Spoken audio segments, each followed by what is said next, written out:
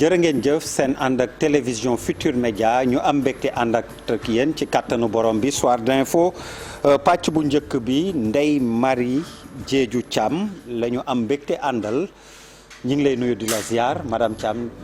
bonsoir maa ngi lay nuyu man itam. di nuyu auditeurs yëpp. alors Ndeye Marie Diédhiou yow nag yow yaay présidente de la plateforme des femmes pour la paix en Casamance bu ñu ko waxee rek mën ko tëkkaleeg xew-xew ba fa am ñaari fan ci ginnaaw violence politique bi fa juddoo te ñu dëgmal ay élections locales déjà yéen ban réaction ngeen am ngeen di jigéen ñuy taxaw ngir jàmm am fa gis góor ñu jóge fële ay politiciens indiwaat fa wala bëgg fa indiwaat fitna lan lay def ci yéen. dama bëgg d'abord ñaawlu bu baax a baax li xew biir Casamance. muy attaques yi am confrontation yi am entre partisans wu monsieur Sonko ak partisans wu monsieur Doudou Ka. bu doon loo xam ne ñu ngi koy ñaawlu di ko mettitlu bu baax a baax. ñu ngi massa aussi xale yi nga xam ne am nañ ci ay gaañu. nga baal ma ñoom ñaar xam nga leen xam nga Doudou Ka xam nga Ousmane Sonko. mais xam naa leen ñoom ñaar woo ngeen leen yéen seen kuréel gi. oowuma Doudou Ka ak Ousmane Sonko mais on a dit les femmes leaders. leaders ki seen i parti ñoom ñaari parti yëpp ñaari camp yëpp on a les femmes leaders. wax ak ñoom wax naa aussi ak ay jeunes yoo xam ne ki camp Doudou Ka la ñu bokk ñooñu laa waxal.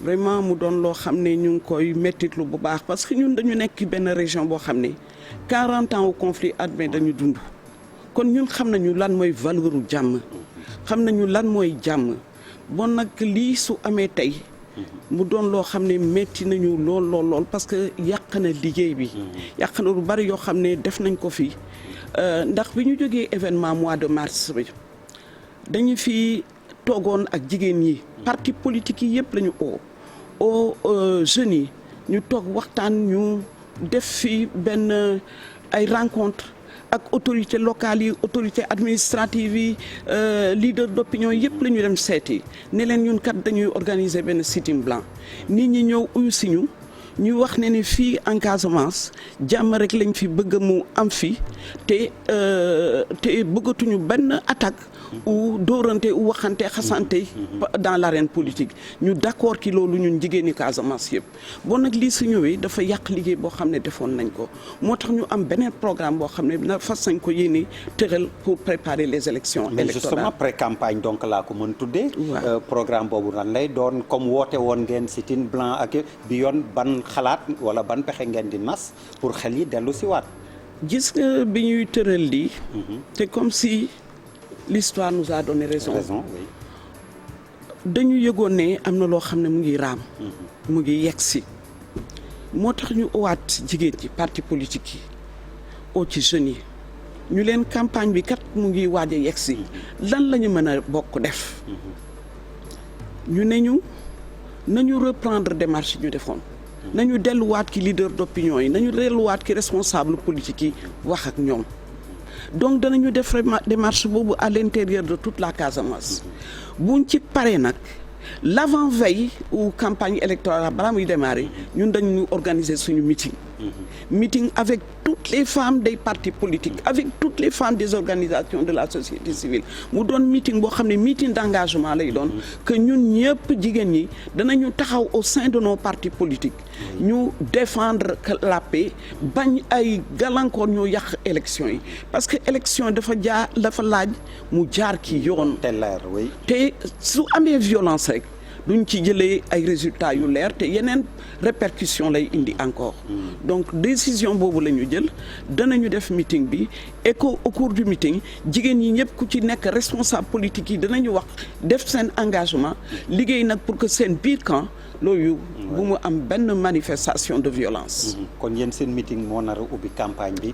meeting ñoo xam ne la utuñu sax ku leen fal mais promouvoir jàmm rek tax leen. loolu rek la ñu ci def promouvoir jàmm rek la ñuy wax ci meeting bi. alors retour à la paix Casamance bi ngeen di dox ak fii fu ngeen ci toll jàmm ji boo ko doon natt tey yaa ngi koy wax liggéey ngeen ci lu bari mais ñi ngi koy bëgg yàq liggéey ngeen ci bëgg fu ngeen ci toll. mais dama bëgg nag ñu def différence entre processus de paix bi ak li xew lundi à Ziguinchor. Vraiment li xew lundi yàqul dara ci processus de paix bi te bokkul sax ci processus de paix bi. est-ce que mënu fa jaare wala justement saay mënu fa jaare prox ndollu ci lële. waaw loolu mën na am mais vraiment mën na rax mais jusqu'à présent vraiment lii ce sont des événements politiques. ñu génnee ko ci processus de paix bi léegi par rapport au processus de paix ñu ngi dund benn teg-tekaaral.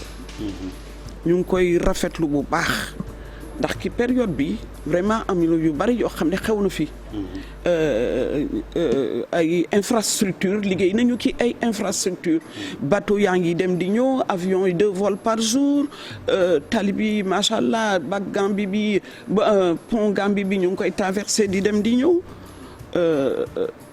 tali Ziguinchor yi vraiment am na juñ ci liggéey bu bari programme yaa ngi fi mais loolu mooy jàmm bi.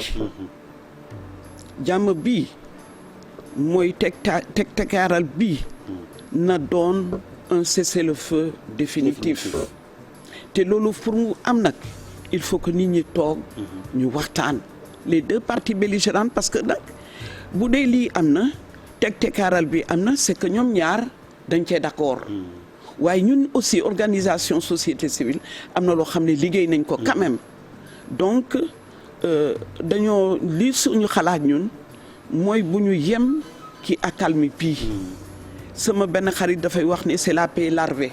C'est la paix c'est une paix larvée. On est dans une situation boo xam ne c'est une situation de ni paix ni guerre. Et donc situation bi day dafa compliqué pour ñu leerul c'est inquiétant. Alors est-ce que sam benn xaritu politologue laa dégg muy wax bu dee les militaires ont gagné la guerre c'est comme si les politiciens ñoom ñooy peiner à gagner la paix est-ce que loolu tamit li ngay wax ni da koy dëggal wala paix larvée boobu ngay wax c'est le fait de coupeurs de route de brigands plus que de rebelles. man paix larvée bi may wax mooy. tey ñu ngi ci accalmie mais ñaari parties belligérantes yi ku ci nekk yaa ngi ci sa position les armes à la main te loolu moo ñuy jaaxal parce que xamuñu li muy jur ëllëg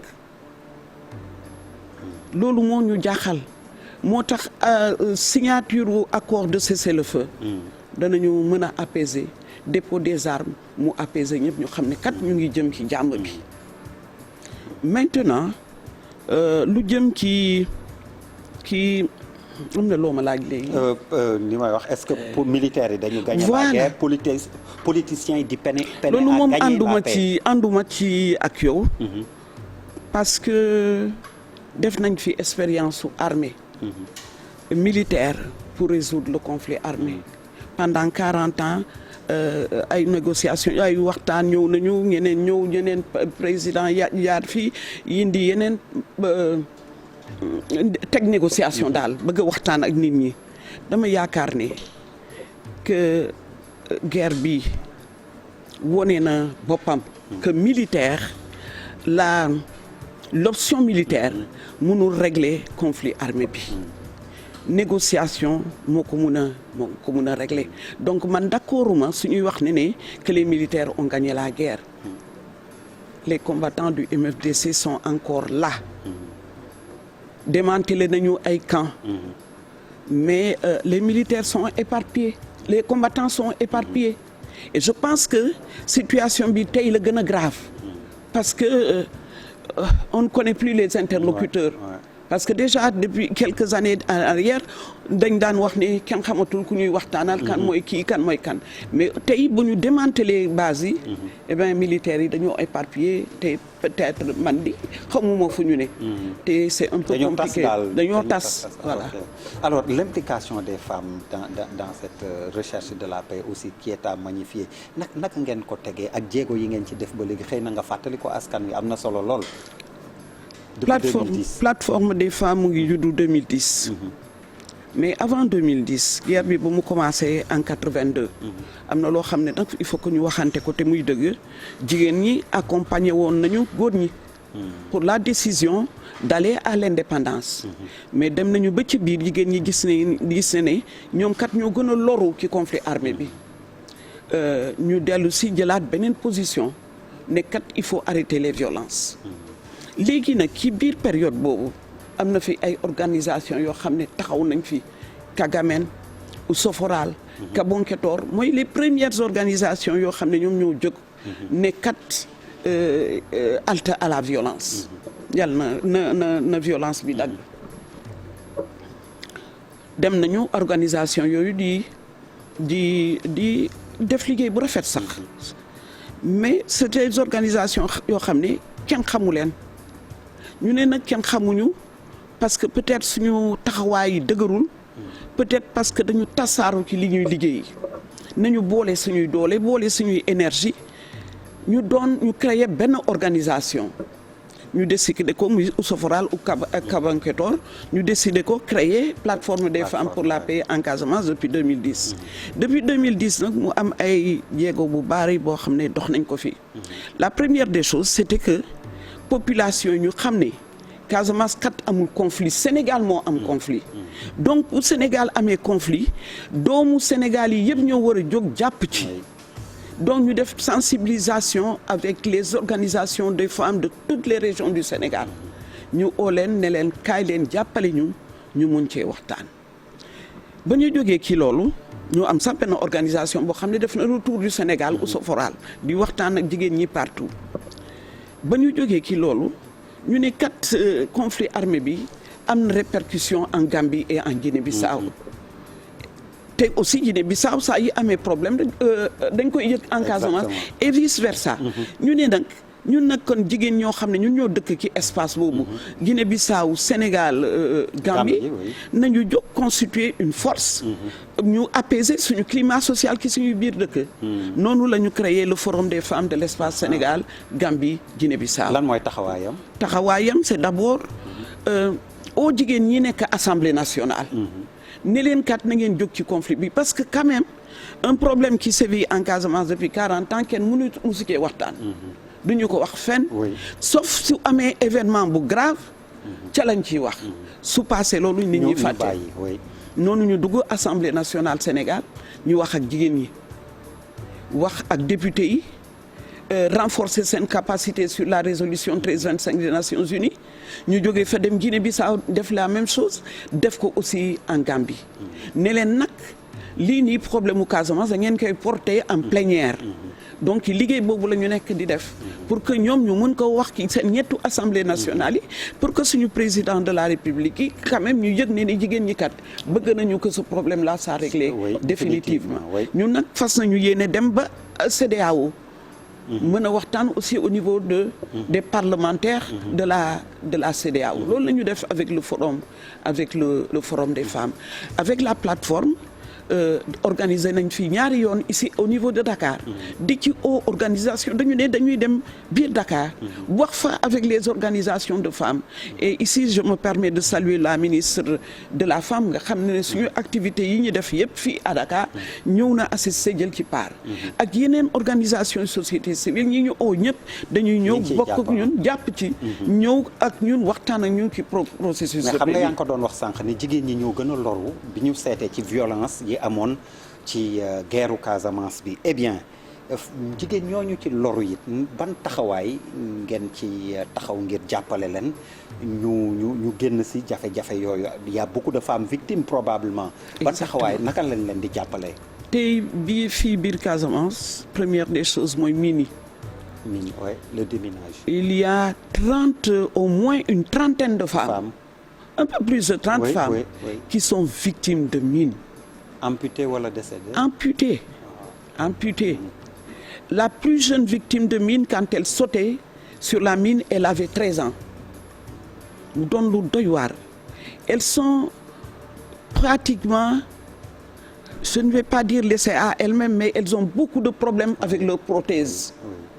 Donc, nous, une plateforme des femmes, nous les gunge ci loolu di liggéey ak ñoom boole leen nag biir plateforme des femmes parce que quand même ñoom ñoo ci gën a loru donc am na yoo xam ne ay besoins yoo xam ne seeni besoin la ñu war ko mën a porter ginnaaw loolu ñu ubbi benn centre d'accueil pour les femmes et les filles victimes de violence. Les femmes victimes de violence du conflit armé ñooñu lañ ci gën a xaar mu am ñoo xam ne recevoir nañ leen fa. centre bi fu mu nekk.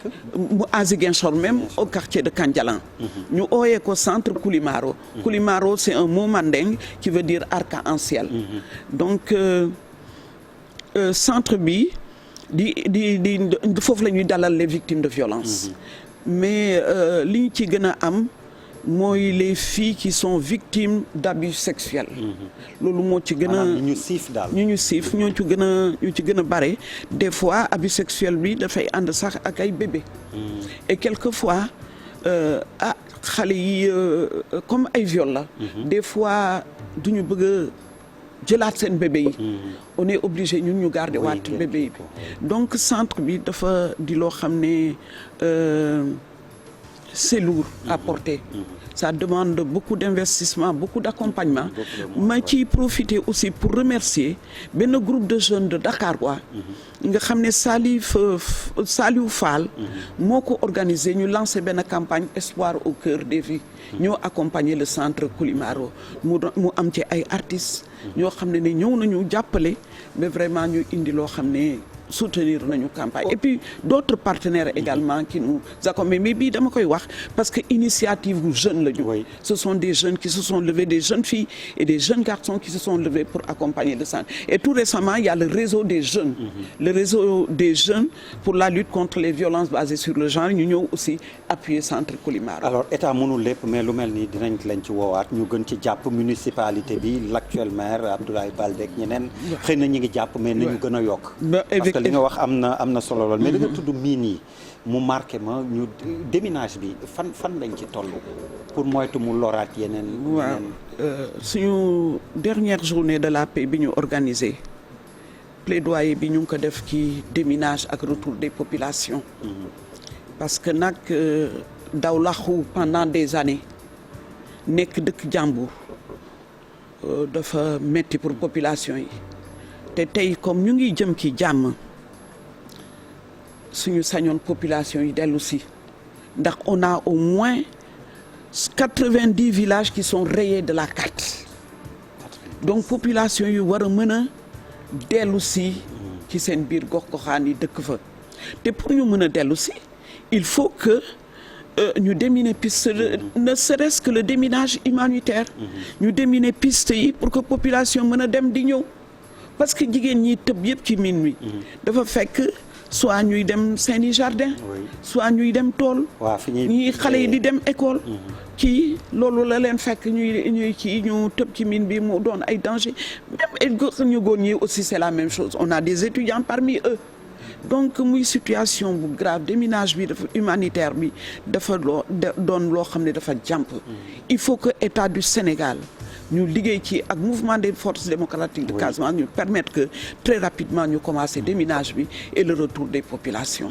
ndax population yi dañoo bëgg ñibbisi on est comme ni ñu koy waxee ci tubaab on est bien que chez soi donc population dañoo bëgg ñibbisi loolu nag dafay ànd ak aussi ak yeneen préoccupation la question du foncier il faut régler le problème du foncier parce que population yi daw nañu bàyyi nañu terre yi donc loolu aussi il faut que ñu régler ko le problème également des extraits de naissance dafa am ay xale yoo xam ne juddu nañu ci biir conflit armé bi amuñu këyit ils ne sont ni gambiens duñu ay sénégalais duñu ay bissau guinéens donc le problème des extraits de naissance dafa di problème loo xam ne aussi dafa jàmp surtout avec l'ouverture des classes pour que xale yi mun a dellu dem jàngi le problème aussi du vol de bétail et puis il faut travailler pour que ñu defaraat nit ñi defaraat dëkk bi lu baax la mais defaraat xol yi defaraat xel yi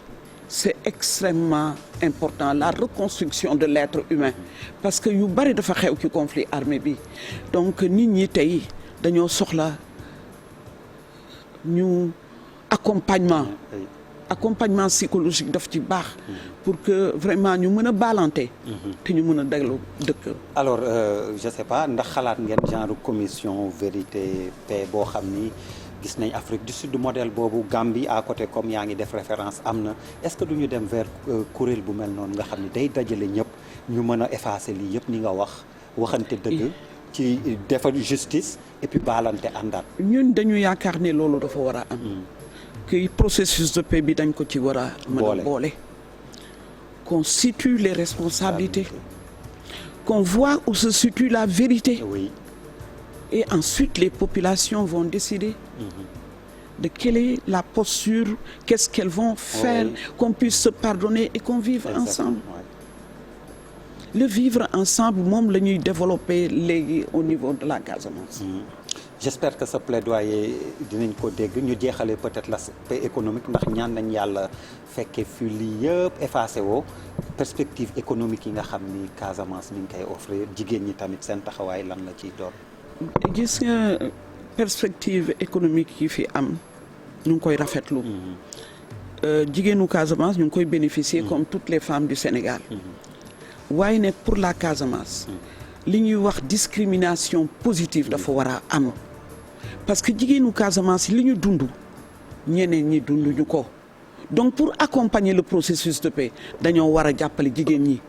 parce que jigéen kat ki suñu société dafa am rôle bu mu ciy jouer suñu jàppalee seen i yaay yi jàppalee seen i jabar yi defe naa ne processus bi dana avancer. merci kon ñu lay gërëm di la sant Ndeye Marie Diédhiou Thiam mun nga tàggoo xëy na nuyu waa Ziguinchor waa Casamance ak waa plateforme bi ñu yëkkati jotaay bi. merci beaucoup Der. di fàttali nag ne Casamance fi ñu jaar dafa metti conflit bi jàngal nañu ni ma la ko doon wax au début lan mooy jàmm. ñun xam nañu luy valeuru jàmm. moo tax ñu ciy oo ñëpp. di ci oo d'abord les leaders politiques. di ci oo aussi les organisations de la société civile nañ ci jàpp aussi. di oo aussi les femmes des partis politiques et les jeunes. surtout les jeunes di leen ci oo pour que vraiment jàmm dellu si ki suñu biir dëkk. vraiment lii xew vraiment bu mu amati. biir Casamance et que vraiment ñun pour ñun dafa war a normal sax. que nos responsables nos leaders politiques ñuy demalante. ñuy waxtaan ak que Doudou Ka mën a yegg kër Ousmane Sonko mën a dugg librement kër keneen et cetera parce que vraiment dëkk bi ñun ñoo ko bokk moom bu ñu ko yàq nañ ci jàpp defar suñu dëkk dem ci ay élections yu leer. ñu jënd ci ak ay résultats yu leer. ban Sénégal lañ fi war a bàyyil suñuy doom suñuy sët moo war a doon suñu préoccupation ba tax kaddu soxna Ndeye Marie Diédhiou Thiam boobu dañ koy bàyyi xel bu baax ñu koy gërëm di ko sant ci wuy si invitation bi yéen nit ñu leen di gërëm di sant yéen ñi àndoon ak ñun fi leeg tuuti xibaar yi gannaaw xibaaru marax yi ci kàllaama Kocc dinañ dellu si waat ci nasaraan lay doon ci kattanu borom bi jërë ngeen jëf